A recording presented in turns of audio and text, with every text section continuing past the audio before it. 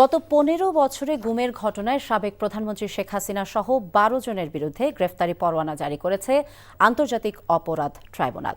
প্রসিকিউশনের গ্রেফতার আবেদনের শুনানি শেষে বিচারপতি গোলাম মর্তুজা মজুমদারের নেতৃত্বাধীন ২ সদস্যের ট্রাইব্যুনাল আজ এই আদেশ দেন। আগামী ১২ ফেব্রুয়ারি তাদের গ্রেফতার করে আদালতে হাজির করতে বলা হয়েছে।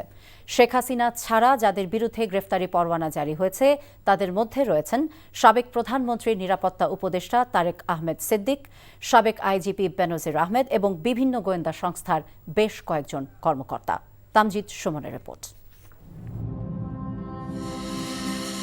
জীবন্ত মানুষের ঠোঁটে সেলাই, সরাসরি মাথায় গুলি করে হত্যা, বস্তায় ভরে নদীতে ফেলে দেয়া, গুম কমিশনের রিপোর্টে উঠে এসেছে এ ধরনের ভয়াবহ নির্যাতনের তথ্য। সন্ধান মিলেছে গোপন ৮ বন্দিশালার।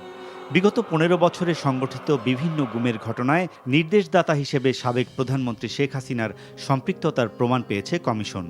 সংশ্লিষ্টতা মিলেছে প্রতিবেশী দেশ ভারতেরও।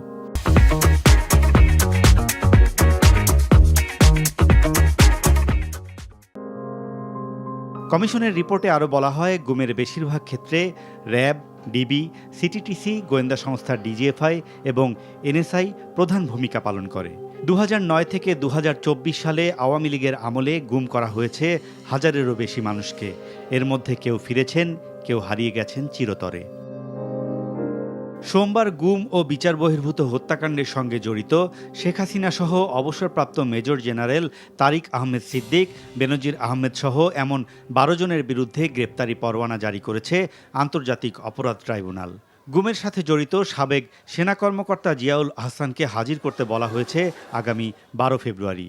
সাবেক প্রধানমন্ত্রী শেখ হাসিনা, তার তদানীন্তন নিরাপত্তা উপদেষ্টা তারিক সিদ্দিকী, তদানীন্তন আইজিপি বেনজির আহমেদ সহ বিভিন্ন সংস্থার মোট ১২ জনের বিরুদ্ধে আজকে আমরা গ্রেপ্তারি পরোয়ানা জারির জন্য আবেদন জানিয়েছিলাম। আদালত সেই গ্রেপ্তারি পরোয়ানা জারি করেছেন এবং এদের মধ্যে একজন মেজর জেনারেল বরখাস্তকৃত জিয়াউল আহসান, যিনি কারাগারে আটক আছেন, তাকে প্রোডাকশনের জন্য আদেশ দিয়েছেন।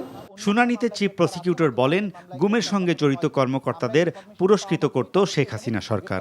অপরাধটা সংগঠিত হয়েছিল তদানীন্তন প্রধানমন্ত্রী শেখ হাসিনার প্রত্যক্ষ নির্দেশে, পরিকল্পনায়, এবং সেই সময়ে সরকারের যে সমস্ত বাহিনীগুলো ছিল, এই বাহিনীর কিছু কিছু সদস্য যাদেরকে প্রলোভন দেখিয়ে, প্রমোশনের লোভ দেখিয়ে, বিদেশে পাঠানোর লোভ দেখিয়ে তাদেরকে দিয়ে এই সংঘবদ্ধ সিস্টেম্যাটিক ওয়াইড স্প্রেড এই অপরাধগুলো করা হয়েছিল। এদিকে বিশেষ ট্রাইব্যুনালে উপস্থিত ছিলেন গুম পরিবারের সদস্যরা। রাষ্ট্র গুমের ঘটনাগুলোতে বিচারের উদ্যোগ নেয় সন্তোষ জানান তারা। অপেক্ষার আবেদনটা আমাদের কিন্তু বিগত ১ যুগেরও বেশি, যেটার আজকে প্রথম আমরা যে অ্যারেস্ট ওয়ারেন্টের জন্য আমরা দাঁড়াতে পারলাম, বিচারের দাবিতে এই জায়গায় আসতে পারলাম। ১৭ বছর ধরে দেশে আসতে পারিনি, only because of this Arman.